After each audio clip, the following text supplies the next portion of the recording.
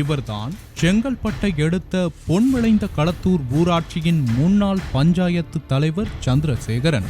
கொல்லமேடு தலித் குடியிருப்பு பகுதியில் சந்திரசேகரன் புதிதாக கட்டிவரும் வீட்டின் கட்டுமான பணியை பார்ப்பதற்காக சென்றுள்ளார்.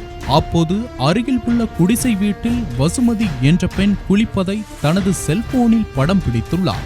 அதனை அவர் வாட்ஸ்அப் மூலம் தனது நண்பர்களுக்கும் அனுப்பி வைத்துள்ளார். அக்கம் பக்கத்தினர் தெரிவித்த தகவலால் அதிர்ச்சியடைந்த வசுமதி தனது கணவர் பன்னீர்செல்வத்துடன் சென்று கடந்த 4 மாதங்களுக்கு முன்பு செங்கல்பட்டு தாலுகா காவல் நிலையத்தில் இது தொடர்பாக புகார் அளித்துள்ளார்.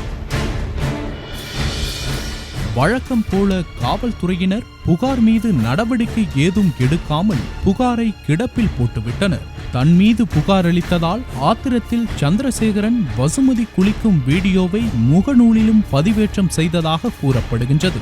அதன் தொடர்ச்சியாக வெள்ளிக்கிழமையும் வசுமதி குளிப்பதை மீண்டும் சந்திரசேகரன் வீடியோ எடுக்க முயன்றதாக கூறப்படுகின்றது. இதனை தட்டி கேட்ட வசுமதியின் கணவர் பன்னீர்செல்வத்தை சந்திரசேகர் குடும்பத்தினர் ஒன்று கூடி கடுமையாக தாக்கியதாக கூறப்படுகின்றது.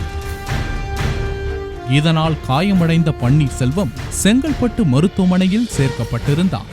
இந்நிலையில் தான் குளிக்கும் வீடியோ சமூக வலைதளங்களில் தொடர்ந்து பரப்பப்பட்டதால் அவமானமடைந்த வசுமதி வெள்ளிக்கிழமை இரவு தூக்கிட்டு தற்கொலை செய்து கொண்டார். தகவலறிந்து சம்பவ இடத்திற்கு சென்ற போலீசார் வசுமதியின் உடலை கைப்பற்றி உடற்கூறு ஆய்வுக்காக அனுப்பி வைத்தனர். இது தொடர்பாக வழக்கு பதிவு செய்த போலீசார் வேறு வழியின்றி சந்திரசேகரனை கைது செய்தனர்.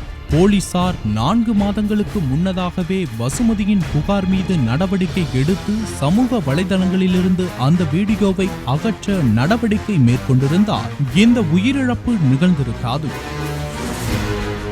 போலீசார் அனைத்து புகாரையும் பாரபட்சமின்றி விசாரித்து நடவடிக்கை எடுக்க வேண்டும். இல்லையேல் இதுபோன்ற விபரீத உயிரிழப்புகளுக்கு போலீசாரே பொறுப்பேற்க வேண்டும் என்கின்றனர் சமூக ஆர்வலர்கள். பாலிமர் செய்திகளுக்காக செங்கல்பட்டு செய்தியாளர் நவீன்.